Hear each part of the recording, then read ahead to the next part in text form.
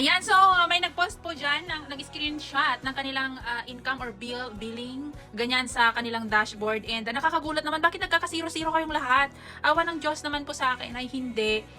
So, hindi kayo ito glitch or parang may problema lang sa system. And ang gusto ko lang itanong is, dati na ba kayong nagpi-pay out? So, ang nakalagay kasi dito sa photo is unable to pay, unable to pay. So, baka naman ito yung bagong ano ni Shopee, like, kapag ka hindi pa kayo nababayaran or hindi pa kayo nagpi-pay out, eh, easy-zero muna niya. So, let me know guys, yung mga nagkakaroon ng 0-0 dyan, kung kayo ba ay dati nang nababayaran, na-withdraw nyo na ba yung mga commission nyo?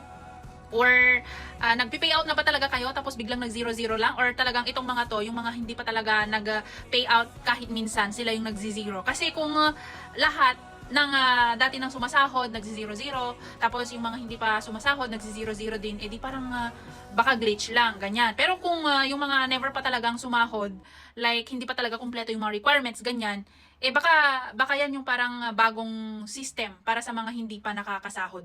Ganyan, para i-comply nyo yung mga requirements nyo, ganon. Bago sila maglagay dyan sa, di ba, yung parang dashboard, yung parang net commission, total commission, ganon.